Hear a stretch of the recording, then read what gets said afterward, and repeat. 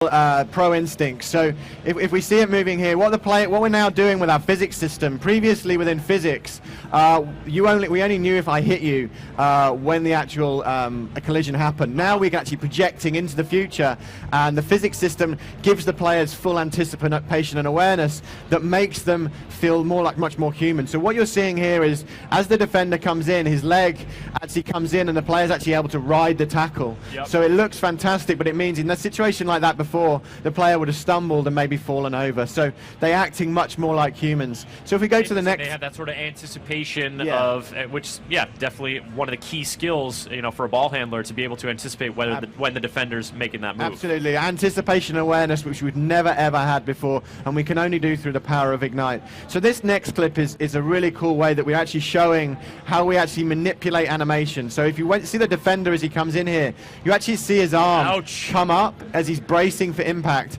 and we're actually manipulating that animation actually on the fly. So the player now knows the collision is coming, and he braces for that impact.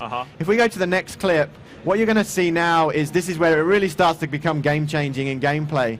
What you're going to see now is what we call a seal out. So we've kind of had this behavior previously, but we were doing it through sort of guesswork. But because our players now have the level of intelligence where they know where each other is, the defender can now come across and actually seal the player out, which means now you don't have to be completely reliant on the tackle button, right? So you're actually not having to just press tackle, you can use body position to get in the way, seal the player out. And that's, if you watch any big football game, Premier League, MLS, La Liga, players use body position to win back the ball. It's a much more reliable way than just ticking a foot in and you might not win it back. Absolutely, and that, baking that into the player movement, I feel like that would just make it, make you feel all the more like those maneuvers you see in these leagues are viable in the game. Absolutely. So if we go to the next one now, this is another huge thing that we can only do now with the power of the Ignite engine. We've always been limited through horsepower to only ever have 2 players contest the ball at any one time. So as we pause it here, you're actually going to see now there's actually 4 players trying to get that ball. Previously we could only do 2. 3 of them are doing a little better than the 1. Exactly, but this is a classic situation, and this is where you get it in set pieces, in corners, in free kicks, where multiple players go up for the ball to try and challenge for the header, and we've never been able to do that until we had Ignite. So what better way to really showcase this, as this is really prominent anywhere in and around the box, is to completely rework how headers work within the game. So if we go to the next clip, we can start to show you that. So the cross is going to come in, and Xavi is actually going to make a great run into the box here, and then he's going to go up for the header. We're looking at where the ball's coming from, the speed of the cross, where the player is in context of the goal. There was an effort there from the defender. The defender actually, this is brand new behavior we've not had before. So Xavi goes up, you see all those new mechanics, his arm comes up, you've got that physical contact through the physics system that we have, and then he heads the ball, and he's actually able to twist his body to get his body in position to head the ball. So the next animation that we can go to here shows all the new animations that we're now putting in, loads of new heading animations, and what this is doing is giving us what we call coverage to get headers in situations you've never had before. What you're going to see here is very likely in previous FIFAs that actually you wouldn't got a header here, because the angle of heading is about 145 degrees right there. He's really got to extend himself out. Yeah, and we never had that animation coverage. We didn't have the memory to put it in. So here you probably wouldn't have got a header, which feels frustrating.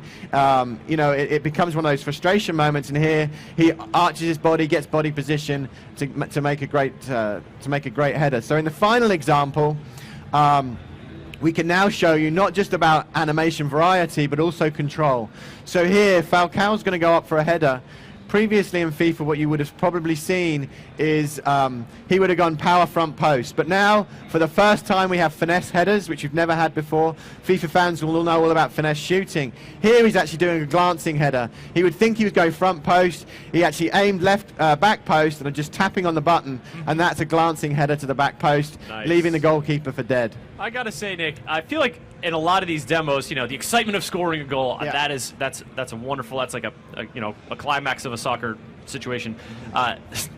But the goalkeepers are always getting the shaft in these demos. They're always getting beat. Do you guys have you done it? Does any of this the new innovations extend to goalkeeping and goalkeeper coverage? Yeah, I mean everything that we do, and this has been the same for years in FIFA, is as we add things in and new elements in, we change the goalkeeper so they can react to them. So, absolutely for us, it's about tuning and tweaking where the goalkeepers are, how they can react to new situations, and that's an ongoing process. I mean, what you're seeing here is about 65% polish. Okay. The game, we're really happy with how the game is looking, but there's a long way still to go. Yep. And this balancing and tuning is kind of the phase that we're in right now.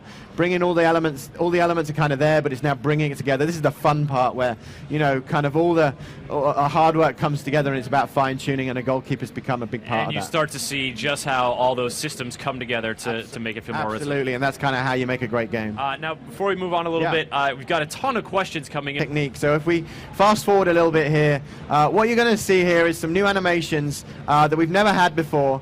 And what you're going to see here with Iniesta as he comes onto the ball is a little outside of the foot pass. So we've never had that kind of variety, but what's really exciting is here now, Neymar, you can see coming into the screen. We've never had coverage or behavior where a player can actually go 180 degrees of movement in one touch. We never had that behavior or that animation coverage to be able to do that.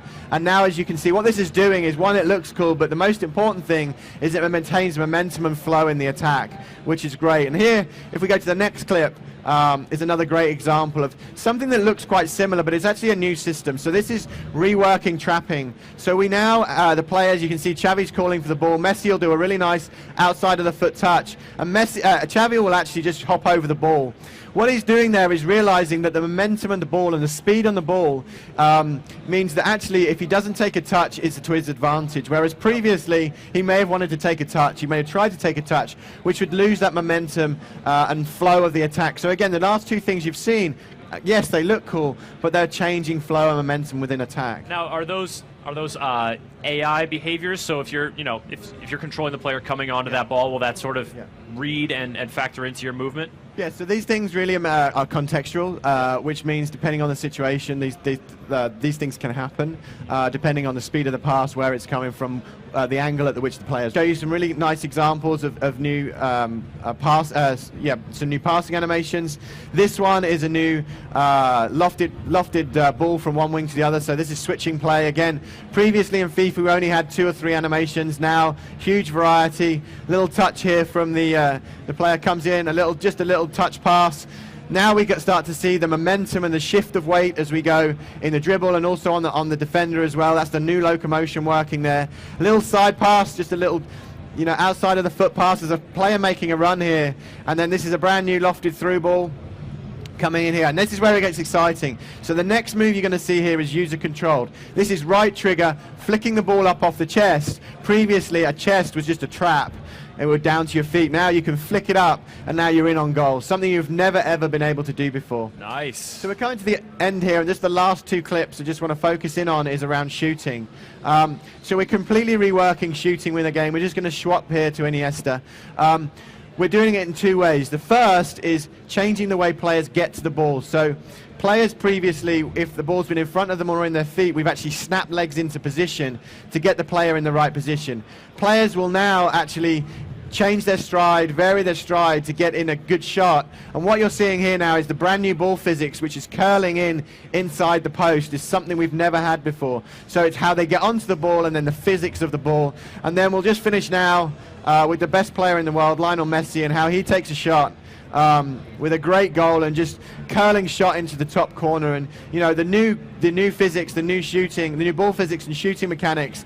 To be honest, shooting in FIFA has never felt so good. It really hasn't. So, here we go, just as a good example, and the ball goes flying into the top corner, which is cool. Now, when you say it's never felt so good, what, when you've got your hands on the controller, what's the feeling you're getting from that that sort of elevates it? Yeah, I mean, I think in the shoot, there's 2 parts. Like as the players are shooting, they're changing their stride. You feel like they're now taking